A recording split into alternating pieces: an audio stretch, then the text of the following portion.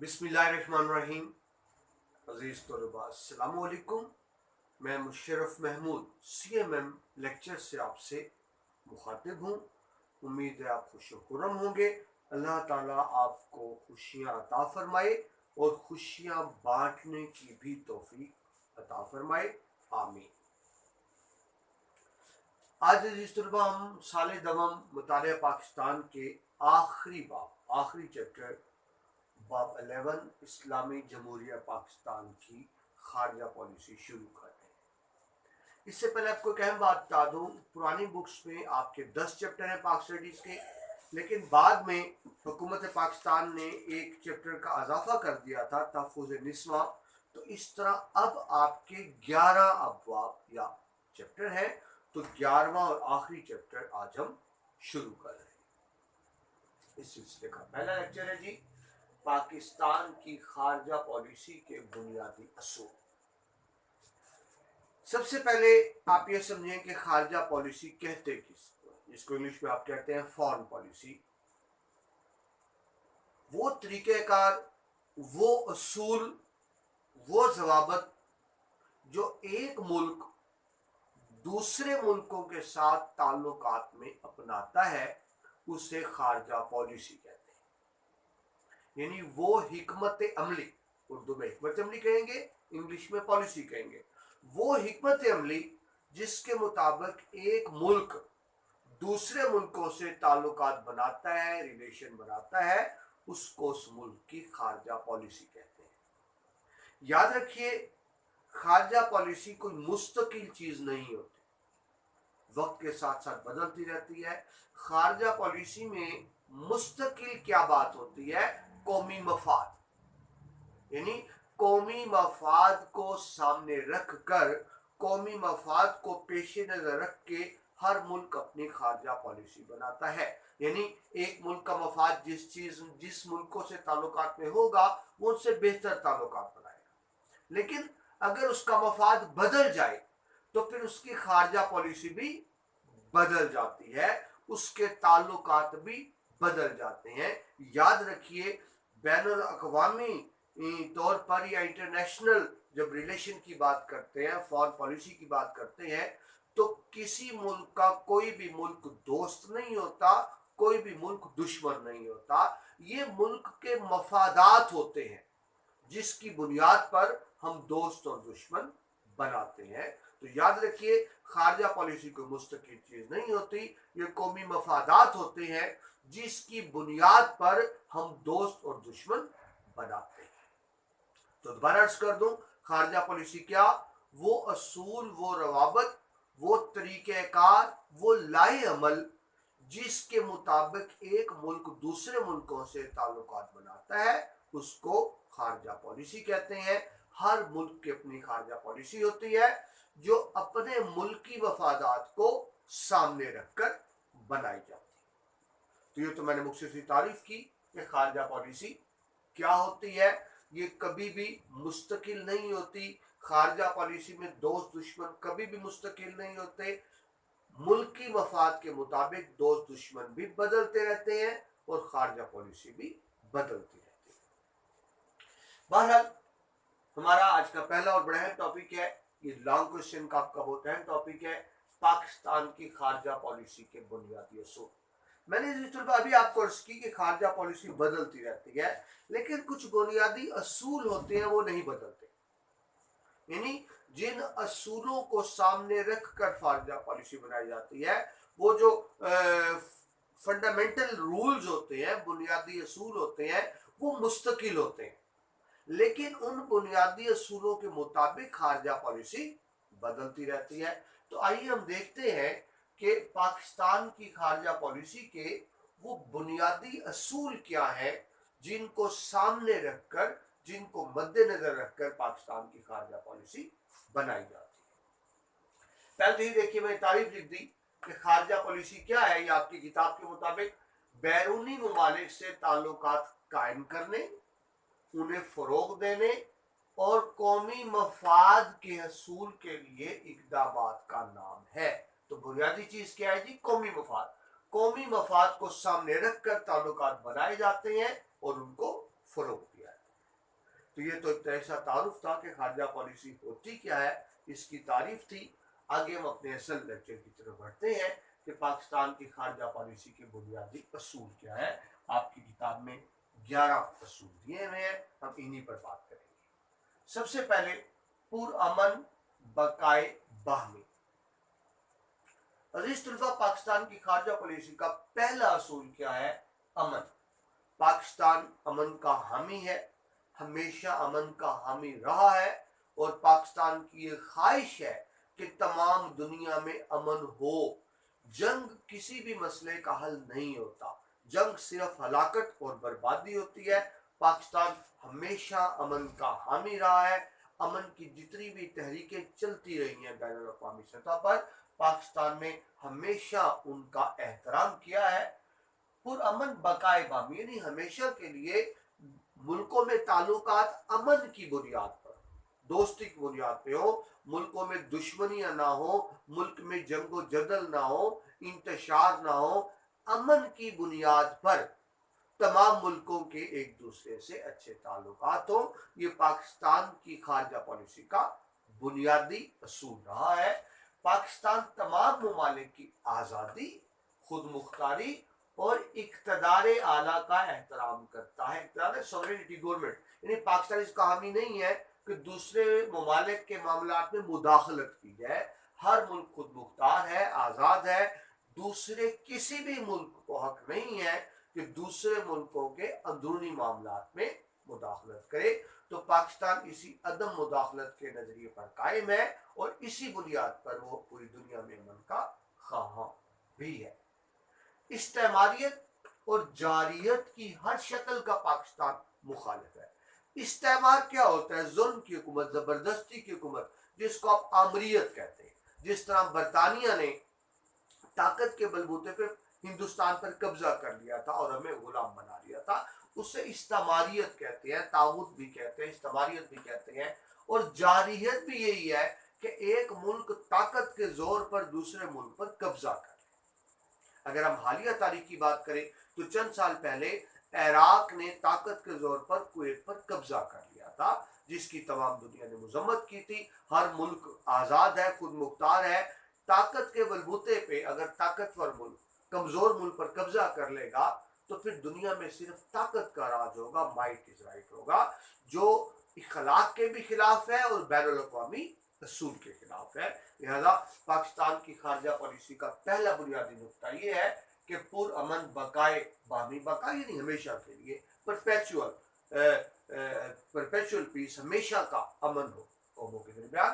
پاکستان نے ہمیشہ اس کی حمایت کی ہے، اور یہ پاکستان کی خارجہ پالیسی کا بنیادی نقطہ ہے۔ دوسرا جی غیر جانبداریت، جس کو آپ نیوٹرل ہونا کہیں گے۔ پاکستان کی پالیسی رہی ہے کہ پاکستان نیوٹرل رہے گا، کسی ایک گروپ یا ممالک کے ساتھ وابستگی نہیں بنائے۔ یقیناً آپ نے پڑھا ہوگا صدر ایوب کے دور میں ہم امریکی بلاک میں چلے گئے تھے، امریکہ سے 2 معاہدے کیے تھے، ایک سیٹو اور ایک سینٹو۔ یہ ہم مکمل طور امریکی بلاک کا حصہ بن گئے تھے، امریکی اتحاد کا حصہ بن گئے تھے، امریکہ کا حامی بن گئے تھے۔ اور ظاہر ہے امریکہ کا وہ بلاک روس کے خلاف تھا، روس سے ہم نے کام کر لی، دشمنی پال لی۔ لیکن بعد میں پاکستان دونوں تنظیموں سے، سیٹو اور سینٹو دونوں سے الگ ہو گیا۔ اب پاکستان نیوٹرل کردار ادا کر رہا ہے، کسی ملک کا حامی نہیں ہے، کسی ملک کا خلاف نہیں ہے۔ وہ سیٹو سینٹو سے نکل کر پاکستان نے کس میں شمولیت اختیار کر لی؟ ایک تنظیم ہے غیر وابستہ ممالک کی تنظیم، یعنی ایسے ملک جو سب کے ساتھ برابر تعلقات چاہتے ہیں، وہ کسی بلاک کے ساتھ یا کسی سپر پاور کے ساتھ اٹیچ نہیں ہے۔ تو پاکستان بھی انہی ملکوں میں شامل ہے غیر جانبداریت کے، یعنی وہ کیا ہے کہ کسی مخصوص بلاک سے وابستہ نہ ہونا، غیر جانبدار رہنا۔ پاکستان کی خارجہ پالیسی کا بنیادی اصول یہ ہے کہ تمام ممالک اور تمام عالمی طاقتوں سے خوشگوار تعلقات قائم کیے جائیں، کسی ایک گروپ بلاک کا حصہ نہ بنا جائے۔ ابھی آپ کو اس کی پاکستان غیر وابستہ ممالک کی تنظیم ہے جو نیوٹرل کنٹریز ہے، اس کا اہم ممبر بھی ہے اور اس کے لیے بڑا فعال کردار بھی ادا کر رہے ہیں۔ तीसरी बात जी, दो तरफा ताल्लुकात। पाकिस्तान की खारजा पॉलिसी का बुनियादी असूल यह है कि तमाम मुमालिक से बराबरी की बुनियाद पर दो तरफा ताल्लुकात, तमाम मुमालिक से यानी सिर्फ ताल्लुकात नहीं, बराबरी की बुनियाद। कोई मुल्क छोटा नहीं, कोई बड़ा नहीं, हर मुल्क की अपनी आज़ादी है, हर मुल्क की खुद मुख्तारी है, सोवरेनिटी हर मुल्क की अपनी है, इंटेग्रिटी हर मुल्क की अपनी है। तो बराबरी की बुनियाद। देखिए, पाकिस्तान और भारत में सबसे बड़ा मसला यही है, भारत इस इलाके का चौधरी बनना चाहता है, बड़ा किरदार अदा करना चाहता है, सुपर पावर बनना चाहता है, लेकिन पाकिस्तान कहता है कि नहीं, ताल्लुकात होंगे तो बराबरी की बुनियाद पर होंगे, बड़े छोटे की बुनियाद पर नहीं होंगे। जो पाकिस्तान से छोटे ममालिक, पाकिस्तान ने उनसे भी बराबरी की बुनियाद पर ही ताल्लुकात कायम किए हैं, और यही ख्वाहिश इंडिया के साथ भी है। लेकिन इंडिया शायद बराबरी की बुनियाद पर ताल्लुकात कायम करना नहीं चाहता, वो इस इलाके की सुपर पावर वडेरा बनना चाहता है, जिसके रास्ते में सबसे बड़ी रुकावट पाकिस्तान ही है।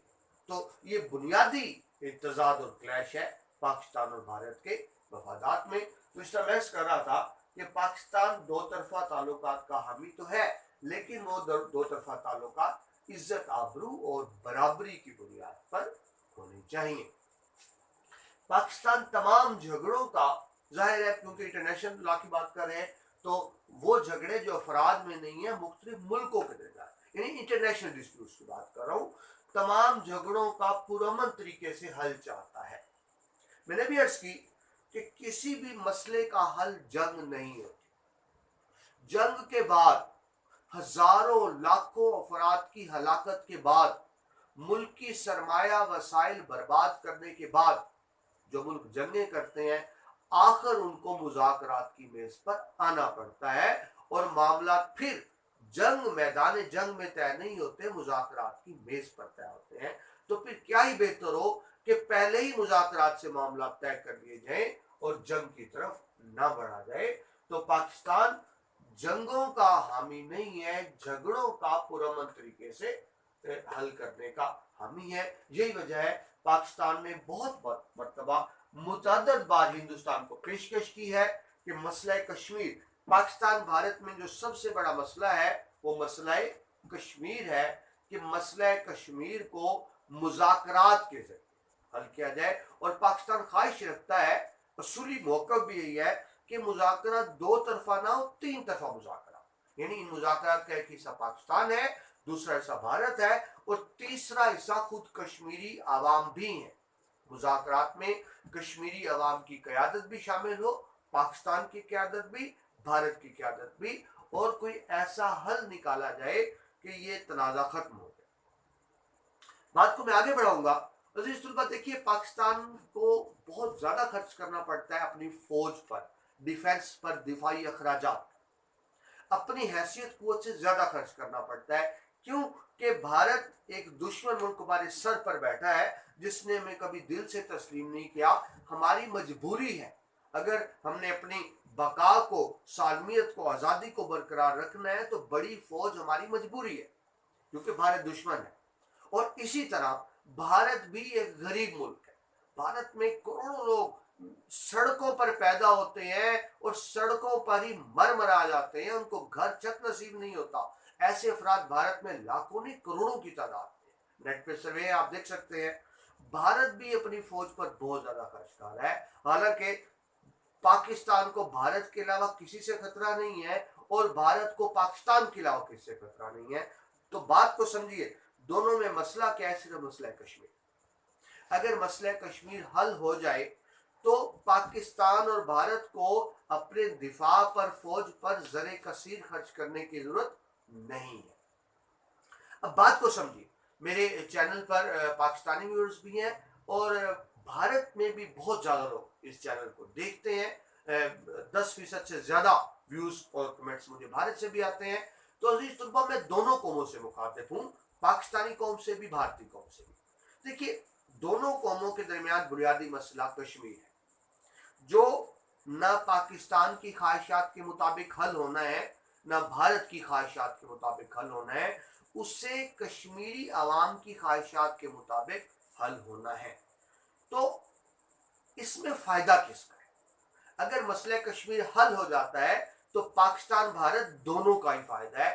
وہ پیسہ دونوں ہی غریب ملک ہے, دونوں ہی ترقی پذیر ملک ہے, دونوں جو اپنے بجٹ کا بڑا حصہ دفاع, ڈیفنس, فوج اور اسلحے پر لگا رہے ہیں, وہی پیسہ عوام کی خوشحالی پر لگ سکتا ہے. لیکن بات سمجھیے اس میں مفاد کس کا ہے؟ پاکستان اور بھارت کے جھگڑے میں فائدہ ان ممالک کا ہے جو ان دونوں ملکوں کو اسلحہ بیچتے ہیں. اور میں بات کلیئر کروں, وہ دو ملک کون سے ہیں؟ امریکہ اور روس. پاکستان بھارت میں جنگ رہے, یہ ملک لڑتے مرتے رہیں تاکہ امریکہ اور روس کا اسلحہ بکتا رہے. ان کا تو عالمی طاقتوں کا مفاد اسی بات میں ہے کہ ان کا جھگڑا چلتا ہے. ہم دونوں ملکوں کی عوام کو, قیادت کو سمجھداری سے کام لینا ہوگا.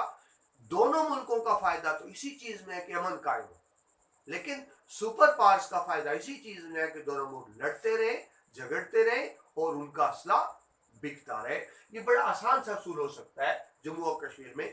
جموں میں ہندوؤں کی تعداد زیادہ ہے, کشمیر میں مسلمانوں کی تعداد زیادہ ہے, تو جس اصول پر پاکستان بھارت کی تقسیم ہوئی تھی اسی اصول پر کشمیر کی تقسیم ہو سکتی ہے کہ جن علاقوں میں تحصیل کی سطح پر, ضلع کی سطح پر جو ہندوؤں کی آبادی زیادہ ہے اسے ہندوستان میں شامل کر دیا جائے, جو جن میں مسلمانوں کی آبادی زیادہ ہے وہ علاقے پاکستان کو دے دیے جائیں.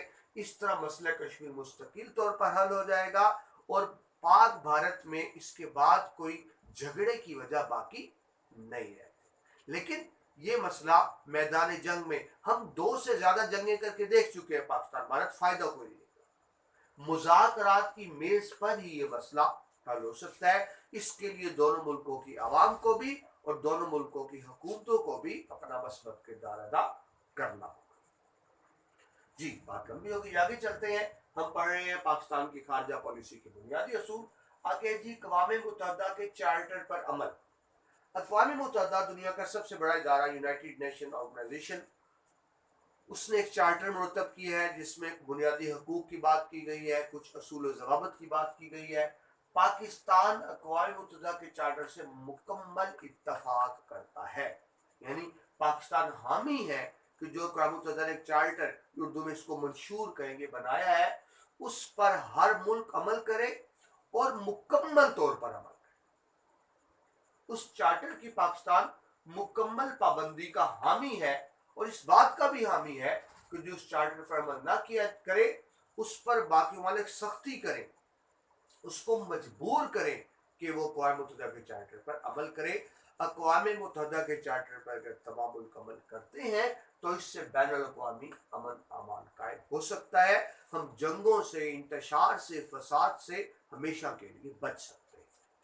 اس مقصد کے لیے پاکستان یہ بھی سمجھتا ہے کہ اقوام متحدہ جو بھی فیصلے کرتا ہے اپنے چارٹر پر عمل کرانے کے لیے, ان فیصلوں پر بھی مکمل طور پر عمل ہونا چاہیے. اقوام متحدہ نے جتنے بھی فیصلے کیے ہیں پاکستان سب کی عملی طور پر حمایت کرتا رہا ہے, سیاسی طور پر حمایت کرتا رہا ہے. اور جب اقوام متحدہ نے کہیں فوج بھیجنی تھی امن کے لیے تو پاکستان ہمیشہ اقوام متحدہ کی امن فوج کا حصہ رہا.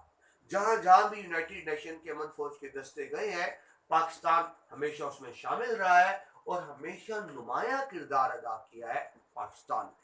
یا پھر میں عرض کر دوں, پاکستان اقوام متحدہ کے چارٹر کا مکمل حامی ہے, لیکن اسی اقوام متحدہ میں ہی ایک قرارداد منظور ہو چکی ہے.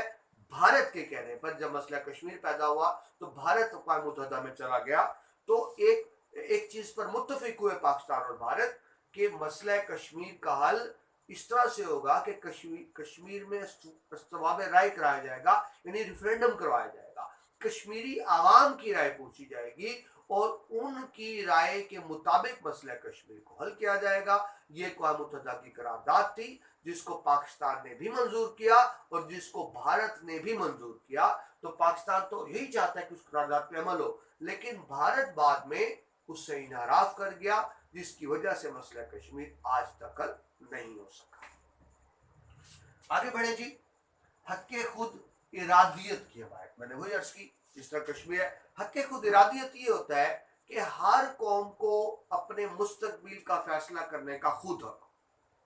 ایک قوم کے مستقبل کا فیصلہ کوئی دوسرا ملک نہ کرے, کوئی دوسری طاقت نہ کرے, بلکہ ایک قوم کو خود حق ہو کہ اپنے مستقبل کے میں فیصلہ کریں, سیاسی فیصلہ کریں کہ انہوں نے آزاد ہونا ہے, کس کے ساتھ رہنا ہے, کس قانون اور آئین کے تحت رہنا ہے. ہر ملک کو خود یہ حق حاصل ہونا چاہیے. اس کو کہتے ہیں حق خود ارادیت. پاکستان نے ہمیشہ دنیا کی تمام مظلوم اقوام جہاں جہاں بھی ہیں ان کی حق خود ارادیت کی حمایت کی ہے, ہمیشہ حمایت کی ہے. اور پاکستان کا موقف یہی رہا ہے کہ ہر غلام قوم کو, ہر مظلوم قوم کو یہ حق ہے کہ اپنے سیاسی مستقبل کا فیصلہ خود کرے, خواہ وہ مسئلہ کشمیر میں ہو, فلسطین میں ہو, بوسنیا میں ہو, نمیبیا میں ہو یا ویتنام میں ہو. یہ سارے وہ ہیں جہاں کے عوام اپنی آزادی کی جنگ لڑ رہے ہیں. ان تمام کا مطالبہ یہ ہے کہ انہیں اپنے مستقبل کا فیصلہ کرنے کا خود اختیار دیا جائے, اور پاکستان ان تمام پرامن تحریکوں کی حمایت کرتا ہے اور بھرپور حمایت کرتا ہے. آگے چلیے جی, نمبر 6 پر عالم اسلام کا اتحاد. عزیز طلباء, آپ جانتے ہیں پاکستان اسلام کے نام پر ہی وجود میں آیا تھا, اور اس خواہش کے ساتھ پاکستان کو بنایا گیا تھا کہ پاکستان اسلام کا قلعہ ہوگا, ایک مثالی اسلامی ریاست ہوگا. اور یہ بھی ذہن میں رکھیں, پاکستان پہلا اسلامی ملک تھا جو آزاد ہوا, باقی سارے اسلامی ملک غلام. تو پاکستان صرف ایک اسلامی ملک نہیں ہے, پاکستان عالم اسلام کا رہنما بھی ہے. پاکستان عالم اسلام کی کل لیڈ کر رہا ہے, رہنمائی کر رہا ہے. اس وقت بھی جو اسلامی ملک کی مسلح افواج کی جو ایک مشترکہ فوج ہے, اس کے جو سربراہ ہے وہ ایک پاکستانی جنرل راحیل شریف ہے, پاکستان کے سابق آرمی چیف. جب نئی صدی ہجری شروع ہوئی تھی تو اقوام متحدہ میں تمام عالم اسلام کی نمائندگی پاکستان نے کی تھی. پاکستان کے صدر محمد ضیاء الحق نے تمام عالم اسلام کی طرف سے تقریر کی تھی, جس کو تمام اسلامی ممالک نے سراہا تھا. آپ جانتے ہیں دوسری اسلامی سربراہی کانفرنس بھی 1976 میں لاہور میں منعقد ہوئی تھی, جس میں تمام اسلامی ملک کے سربراہان تشریف لائے تھے, اور وہ بڑی اہم کانفرنس تھی اور بڑے اہم فیصلے ہوئے تھے. میں یہ کہہ رہا تھا کہ پاکستان عالم اتحاد عالم اسلام کا حامی ہے. پاکستان کیونکہ ایک اہم رہنما ہے تو پاکستان چاہتا ہے کہ تمام مسلم ممالک متحد ہوں. اللہ تعالیٰ نے مسلم ممالک کو بے شمار وسائل دی, انرجی, تیل, کوئلہ, گیس, یہ تو بہت آپ جانتے ہیں عرب کنٹریز میں ہے. اس کے علاوہ دنیا کے میکسیمم وسائل مسلمان ملکوں میں ہے, لیکن ظلم دیکھیے, اس کے باوجود مسلمان ملک غریب ہے. اس کی وجہ کیا ہے کہ مسلمان ملکوں کا آپس میں انتشار ہے, نا اتفاقی ہے, اور مسلم ملکوں کے وسائل کون استعمال کر رہے ہیں؟ دوسرے ممالک. اگر مسلم ملکوں میں اتحاد ہو, یکجہتی ہو, تو مسلم ممالک ایک دوسرے پر بھروسہ کریں, ایک دوسرے کے وسائل کا استعمال کریں, تو یقیناً عالم اسلام بھی ایک بہت بڑی طاقت بن کر سامنے آ سکتا ہے. اسی لیے پاکستان اسلامی ممالک سے ترجیحی تعلقات کی پالیسی کا حامی ہے, عالمی اتحاد کا حامی ہے. پاکستان جس طرح بھی عرض کی کہ عالم اسلام کے مسائل میں ہمیشہ مؤثر کردار ادا کرتا رہا ہے, اور جو اسلامی ملکوں کی تنظیم ہے OIC, Organisation of Islamic Country, Pakistan اس کا ہمیشہ سے سرگرم رکن رہا ہے اور اب بھی سرگرم رکن ہے. میں آپ کو ایک بات اور عرض کر دوں, اسلامی ملکوں کی تنظیم کا نام OIC ہے, لیکن اس سے پہلے ایک تنظیم تھی جس کا نام تھا مؤتمر اسلامی. یعنی اس تنظیم کے بننے سے پہلے کی بات کروں, پاکستان بننے سے پہلے کی بات کروں, تو مؤتمر اسلامی جو مسلمانوں کی تنظیم تھی, عالمی تنظیم, اس کی جنرل سیکرٹری تھے حضرت علامہ محمد اقبال رحمۃ اللہ علیہ.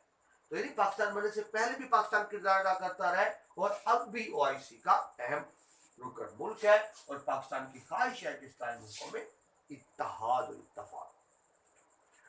خارجہ پالیسی کا 7واں بنیادی اصول ہے تخفیف اسلحہ, تخفیف کم کرنا, منیمائز کرنا.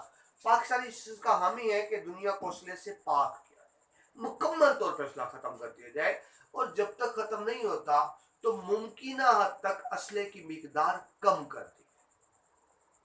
اس وقت تمام دنیا کے ملک دوڑ میں لگے ہوئے اسلحہ خریدنے. پاکستان اسلحہ نہیں خریدنا چاہتا, اس کے خلاف ہے, لیکن مجبوری ہے کہ جب بھارت اسلحہ خریدتا ہے تو پاکستان کو بھی مجبوراً اسلحہ خریدنا پڑتا ہے, کیونکہ ہم اپنے دفاع پر کمپرومائز نہیں کر سکتے. بھارت ہم سے خاصا بڑا ملک ہے, آبادی کے حساب سے, رقبے کے حساب سے, فوج کے حساب سے. تو اگر ہمارا دفاع مضبوط نہیں ہوگا تو ہماری سالمیت کو خطرات لاحق ہوں گے. تو پاکستان کو مجبوراً اسلحہ خریدنا پڑتا ہے, ورنہ اصولی موقف پاکستان کا یہی ہے کہ دنیا کو اسلحے سے پاک کیا جائے اور جہاں تک ممکن ہو سکے اسلحے کو کم سے کم کیا جائے. اس کو تخفیف یعنی کمی کو کہتے ہیں. پاکستان تخفیف اسلحہ کی تمام کوششوں کا حامی ہے. پاکستان بیشک ایٹمی طاقت ہے, الحمدللہ بھارت ایٹمی طاقت بنا تو پاکستان کے پاس کوئی آپشن تھی ہی نہیں کہ وہ بھی ایٹمی طاقت بنتا. لیکن پاکستان ایٹمی طاقت کا مطلب یہ نہیں ہے کہ وہ ایٹم بم بنا کے دنیا کو تباہ کرنا چاہتا ہے, وہ ایٹمی طاقت کے بھی پرامن مقاصد کا حامی ہے. پاکستان ہمیشہ سے حامی رہا ہے کہ جنوبی ایشیا کو ایٹمی ہتھیاروں سے بالکل پاک کر دیا جائے. یعنی ظاہر ہے جنوبی ایشیا میں دو بڑے ملک پاکستان بھارت ہی ہیں.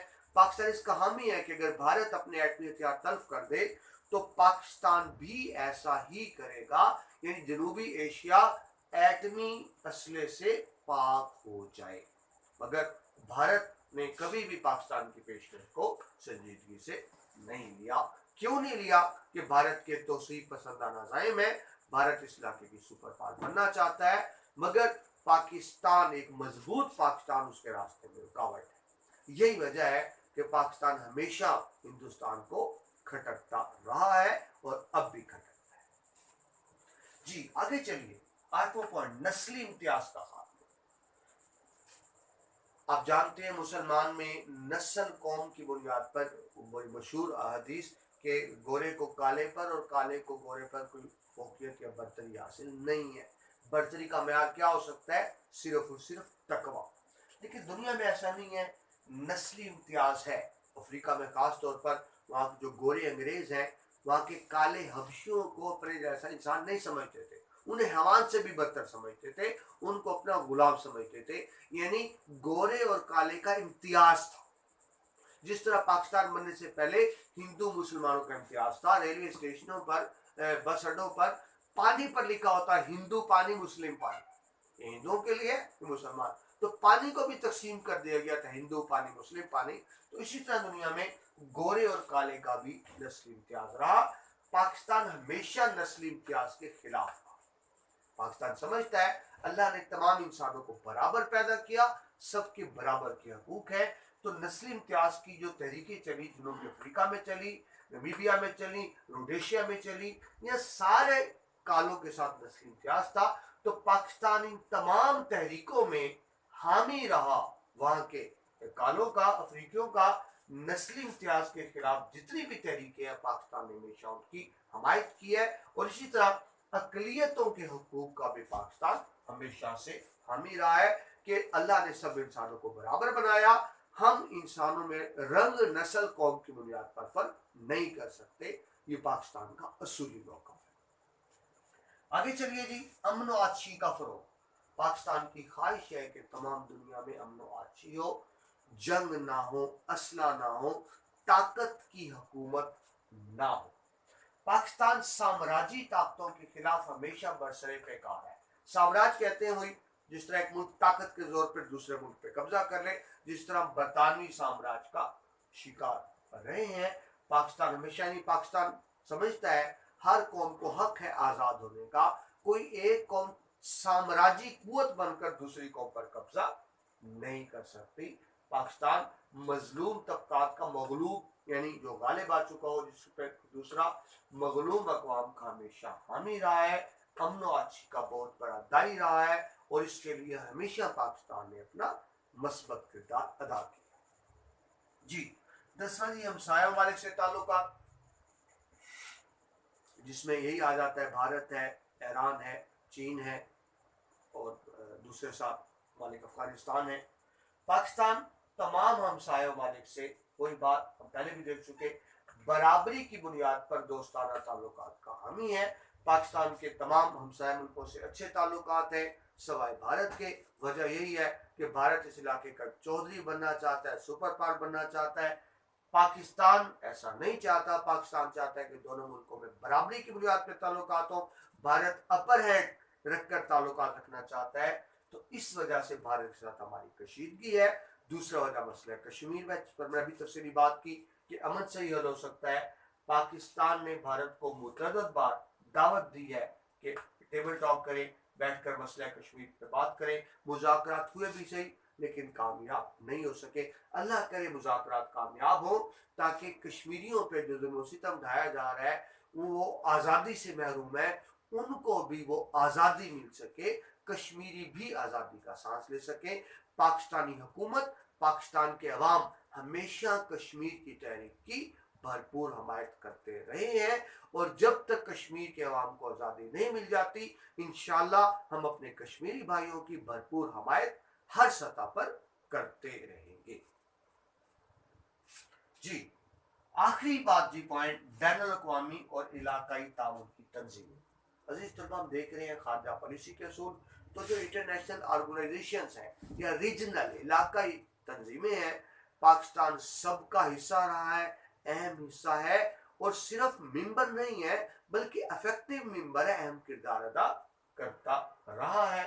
जितनी भी बैनुल अक़वामी तंजीमें हैं और हमसे मुतल्लिका इलाकाई तंजीमें हैं, पाकिस्तान का सबका सब सरगर्म रुकन रहा है, फाल रुकन रहा है, और इसी हवाले से आलमी अमन के लिए पाकिस्तान ने हमेशा सियासी तौर पर भी किरदार अदा किया। और अभी आपको अर्ज किया कि जहां अक़वाम मुत्तहिदा ने फौज भेजी तो उसमें पाकिस्तान का फौजी दस्ता लाजमन शामिल था, जिसने हमेशा नुमाया खिदमत सर अंजाम दी।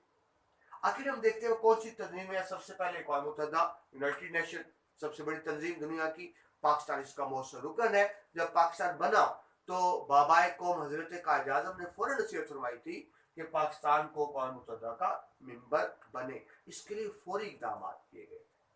इस्लामी कॉन्फ्रेंस, अभी आपको इसकी बहसीत मुसलमान पाकिस्तान इस्लामी कॉन्फ्रेंस का एक अहम रुकन है। लाहौर में आपको बताया 74 में सरबराही कॉन्फ्रेंस का इजलास भी हुआ।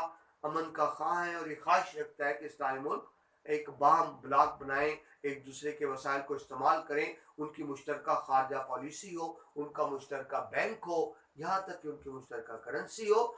इससे सारे इस्लामी मुल्क खुशहाल हो सकते हैं। एक और तंजीम है जी गैर वाबस्ता ममालिक की तंजीम में पहले पढ़ चुके हैं, यानी वो मुल्क जो किसी ग्रुप का हिस्सा नहीं है। अब पाकिस्तान इस तंजीम का भी अहम रुकन है और इसमें बड़ा मौसर किरदार अदा कर रहा है। एक और तंजीम है जी बैनुल अक़वामी इक़्तिसादी ताउन की तंजीम, पाकिस्तान इसका भी रुकन है और दुनिया में माली खुशहाली लाने के लिए, फाइनेंशियल स्टेबिलिटी के लिए अपना किरदार अदा कर रहा है। जनूबी एशिया जिसमें हम रहते हैं, उसके 7 मुल्क हैं जी, पाकिस्तान है, भारत है, बांग्लादेश है, नेपाल है, भूटान है, मालदीव है। उनकी तंजीम एक सार्क है, रीजनल तंजीम इलाकाई।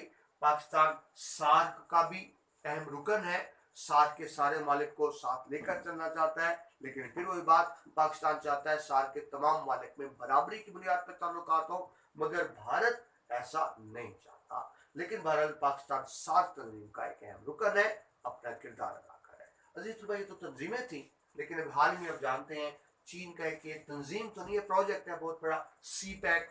चीन ने एक मनसूबा शुरू किया है कि तमाम दुनिया को वन रोड वन मैप के जरिए मिला दिया जाए ताकि बाहम तिजारत को फरोग हो। और पाकिस्तान इस मंसूबे का, इस कॉरिडोर का जो मंसूबा बना है, उस सी पैक का अहम रुकन है। इससे ये होगा कि पाकिस्तान जब गुजरगाह बनेगा, आलमी गुजरगाह बनेगा, तो उससे पाकिस्तान को भी बहुत से फायदे हासिल होंगे। तो पाकिस्तान इन तंजीमों के साथ साथ सी पैक का भी इस वक्त अहम रुकन बन चुका है, और उस रुकन के हवाले से पाकिस्तान अमन व अमान का ख्वाहिश है। पाकिस्तान की ख्वाहिश है कि बराबरी की बुनियाद पर दूसरे ममालिक भी इस मंसूबे का हिस्सा बने ताकि तमाम दुनिया में खुशहाली आ सके। ये बुनियादी नुकात थे, उन्होंने पेश किए पाकिस्तान की खारजा पॉलिसी की बुनियादी सूल। मैं बात को दोबारा दोहरा दूं, खारजा पॉलिसी मुस्तकिल नहीं होती, मुल्की मफाद मुस्तकिल होता है, जिसको सामने रखकर दोस्त और दुश्मन बदलते रहते हैं, खारजा पॉलिसी में तब्दीली आती रहती है। लेकिन कुछ बुनियादी असूल जरूर होते हैं जो कभी नहीं बदलते। उन बुनियादी असूलों को सामने रखकर खारजा पॉलिसी बनाई जाती है और वक्तन फ़ौक्तन उनमें मुनासिब तब्दीलियां भी की जाती है। तो ये वो 11 अहम निकात थे खारजा पॉलिसी के, जो जिन पर पाकिस्तान की खारजा पॉलिसी की बुनियाद है। उम्मीद है आपको लेक्चर समझ आ गया होगा, ये आपके लिए मुफीद भी होगा। इम्तहानी नुक्ता निगाह से ये अहम क्वेश्चन भी है, इसमें शॉर्ट क्वेश्चन भी आ जाते हैं। उम्मीद है लेक्चर आपको पसंद आया होगा। अगले लेक्चर में आपसे दोबारा मुलाकात होती है। प्रोफेसर मुशर्रफ अहमद को इजाज़त दीजिए। अल्लाह।